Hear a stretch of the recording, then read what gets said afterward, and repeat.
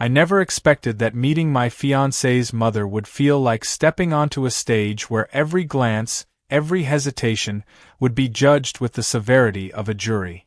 When Claire first introduced me to her family, I carried a confidence built on love's certainty. We had plans, dreams, a life carefully imagined in whispered conversations under moonlight. Yet from the moment her mother, Evelyn, fixed her eyes on me, I sensed something unnerving, an appraisal that went beyond polite curiosity. Evelyn carried herself with a poise that commanded the room. Her beauty wasn't youthful innocence like Claire's, but mature, sharpened by experience, polished with the kind of allure that didn't beg for attention but seized it naturally. She was elegance wrapped in mystery, and when she extended her hand to greet me, the warmth of her palm lingered longer than customary. I told myself I was imagining it, projecting nerves into gestures, but the flicker of her smile made denial difficult.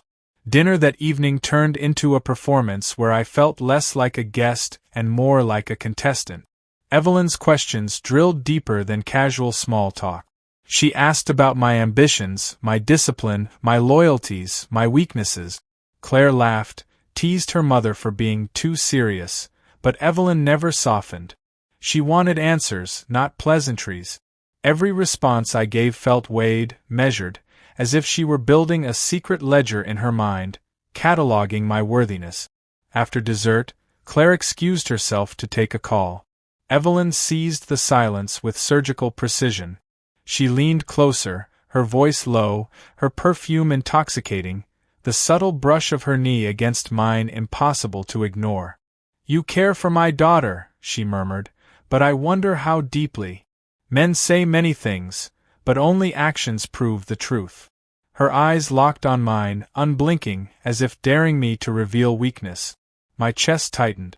I told her I loved Claire, that I would never betray her, but Evelyn's lips curved knowingly, almost mockingly. "Words," she whispered, "are always sweet.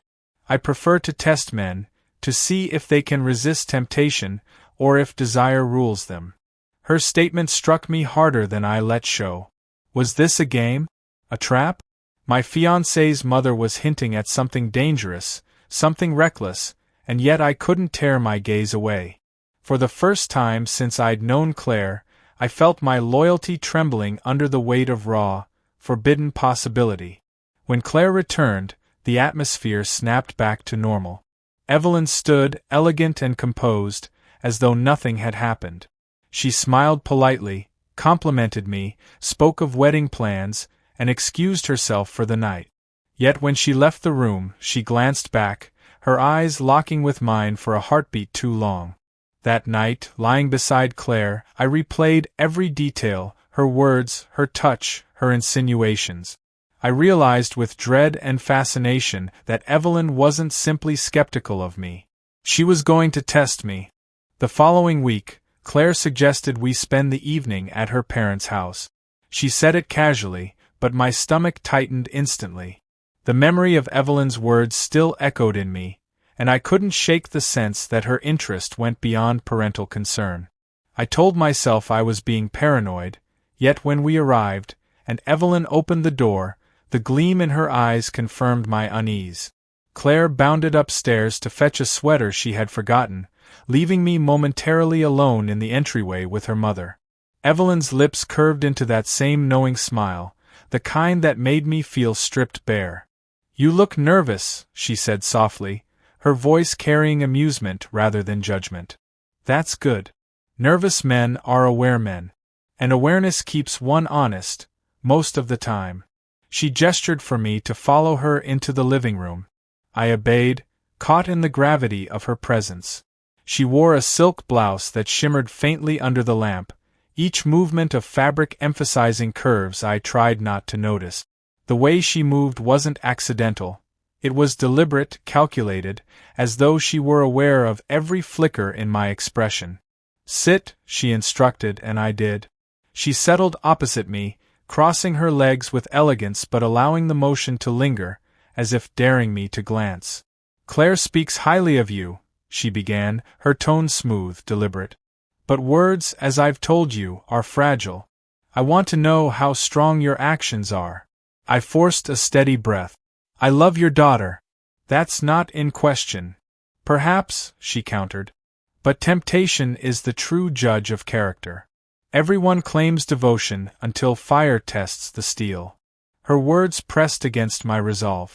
She leaned forward, her eyes never leaving mine, and reached for a glass of wine on the table. Instead of drinking, she extended it toward me. I took it reluctantly, fingers brushing hers, and the contact shot through me like a spark. She noticed. Her lips twitched with satisfaction. "Do you find me attractive?" she asked suddenly, her tone deceptively casual. The question sliced through the air. I froze, torn between honesty and caution. Denying it outright would sound false, but admitting it felt dangerous. Before I could respond, she leaned back, her smile widening. "You don't have to answer. Your silence is answer enough." At that moment, Claire returned, cheerful, oblivious, holding her sweater. Evelyn straightened instantly, her demeanor transforming into that of the perfect hostess. She asked about our plans for the weekend, offered more wine, and chatted lightly, as though nothing had passed between us. But beneath the surface, I knew the game had begun. Evelyn's question wasn't random. It was deliberate, the first move in a contest I hadn't agreed to play. That night, as Claire and I left the house, Evelyn watched us from the doorway, her expression serene yet charged. I felt her gaze on my back long after we drove away, and I realized with mounting dread, she had planted the first seed of temptation, and it was already taking root inside me. Days passed with Claire unaware of the storm brewing between her mother and me. Outwardly, everything appeared normal. We laughed, planned our wedding, and talked about the future. Yet beneath my smiles, I carried the weight of Evelyn's test. Her question, "Do you find me attractive?" haunted my thoughts like a whisper I couldn't silence. The opportunity for escalation came one Saturday afternoon. Claire asked me to pick her up from her parents' house after work. When I arrived, Evelyn answered the door alone, explaining that Claire was running late. Her tone was casual, but her eyes gleamed with anticipation. "Come inside," she urged. "No sense waiting in the car." Every instinct told me to refuse, to stay outside until Claire arrived, but politeness, or perhaps curiosity, overpowered caution. I stepped into the house, and the door shut behind me with a soft finality that sounded like a lock clicking on temptation itself. Evelyn guided me into the kitchen. A bottle of red wine stood open on the counter, 2 glasses waiting. "I thought you might keep me company," she said, pouring with practiced elegance. "It's such a shame Claire is late, but perhaps it's fate giving me a chance to know you better." Her words dripped with double meaning. I accepted the glass reluctantly, intending only to hold it. She leaned against the counter, her posture relaxed yet provocative, her blouse unbuttoned just enough to test my restraint. "You've been careful," she observed, sipping her wine. "Measured. But I wonder how long that caution can hold. Men are not creatures of patience." "I don't play games," I answered firmly, though my pulse betrayed me. Her laugh was soft, sultry. "But you already are in one. And you're playing very well." She stepped closer, closing the space between us until her perfume enveloped me. Her hand brushed against mine as she reached for the bottle, though she didn't need to. The touch lingered deliberately. I tried to step back, but the counter pinned me. Evelyn tilted her head, studying me with those sharp, assessing eyes. "You love Claire," she whispered, "and yet you can't deny what you feel in this moment. That tension. That desire. Why fight it? Isn't honesty the truest form of loyalty?" Her reasoning twisted logic into temptation. My body betrayed me, responding to her nearness even as my mind screamed resistance. I wanted to flee, but her presence anchored me, powerful and commanding. Then, as if to push the test further, she leaned close enough that her lips nearly brushed my ear. "One kiss," she breathed. "Nothing more. Just to prove to me, and to yourself, what you can resist." Before I could answer, the sound of a car pulling into the driveway shattered the spell. Evelyn withdrew instantly, her mask of composure sliding back into place. She poured herself more wine, humming softly, as though nothing had transpired. Claire entered moments later, smiling warmly, greeting us both. Evelyn handed her a glass, perfectly poised, the image of innocence. Yet when her eyes flicked to mine, they carried a silent message. The test has only begun. Claire suggested a weekend trip out of town for us, a small escape before the whirlwind of wedding planning consumed every detail of our lives. I welcomed the idea, desperate for distance from the undercurrent building at her parents' house. But fate, cruelly mischievous, refused to grant me such relief. The night before our departure, Claire realized she had left a stack of travel documents at home. She asked me to swing by her parents' place to pick them up while she finished packing. I hesitated, aware of what awaited me there, but agreed. Refusal would have raised questions I wasn't ready to answer. When Evelyn opened the door, surprise flickered across her face, though quickly replaced by satisfaction. "Claire isn't with you?" she asked knowingly. "No," I replied, keeping my voice clipped. "She needed me to grab the documents." "They're in the study," she said. "Follow me." I trailed her through the quiet house, every step amplifying the unease coiling inside me. She walked slowly, deliberately, the sway of her hips mocking my determination. When we reached the study, the papers were neatly stacked on the desk. I snatched them up immediately, eager to leave. But Evelyn blocked the doorway, leaning casually against the frame, her arms folded. "You've been trying so hard," she murmured, her eyes gleaming, "to convince yourself that you can ignore this. But every time we're alone, I see it in you. That struggle." "I don't want this," I snapped, though the tremor in my voice betrayed me. "Don't you?" She stepped closer, closing the gap. "You love my daughter, yes. But love doesn't erase desire. Desire lives in the shadows, waiting. The question is, will you be honest about it, or will you pretend until it devours you?" Her hand brushed against my chest, resting over my heart. The touch was searing, intimate, impossible to dismiss. I froze, caught between fleeing and surrendering. My pulse thundered beneath her palm, betraying me further. Evelyn leaned in, her lips dangerously close. "One moment," she whispered, "and I'll know everything about you. Strength, weakness, truth." I inhaled sharply, forcing myself to step back, clutching the papers like a lifeline.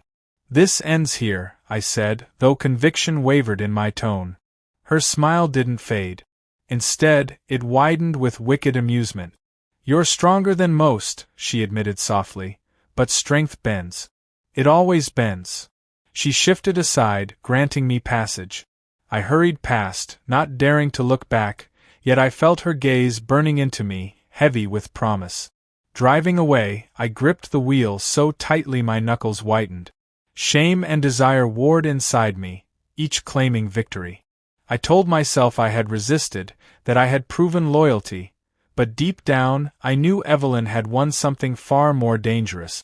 She had discovered my weakness, and she would not stop. The weekend trip with Claire should have been a reprieve, a cleansing of the tension Evelyn had knotted inside me. But instead, it magnified my guilt. Every time Claire smiled, every time she touched my hand with innocent affection, I saw Evelyn's smirk in the shadows of my memory. My silence was betrayal enough, though Claire had no idea. When we returned, Evelyn wasted no time. Claire's father was away on business, and she invited us to dinner, insisting she wanted to hear about our trip. I dreaded it, but Claire, delighted, accepted. I had no choice. The evening began politely enough, Evelyn serving wine, complimenting our stories, laughing at the right moment. Yet beneath her composure lay an electric undercurrent, invisible to Claire but palpable to me. Every time Evelyn's eyes met mine across the table, heat flared through me, unspoken and undeniable. After dessert, Claire excused herself to take a call from a bridesmaid. Evelyn rose instantly. "Help me with the dishes," she said smoothly, though it wasn't a request. In the kitchen, the game reached its peak. She handed me a plate, her fingers grazing mine deliberately. Then she stepped closer, blocking my movement, her body brushing against me as she set a glass aside.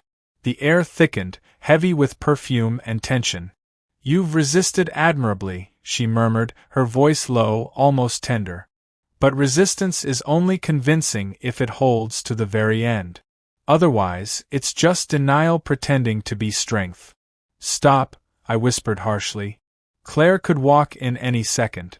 "That's what makes it real," Evelyn countered, her lips curling into a dangerous smile. "Temptation isn't temptation without risk.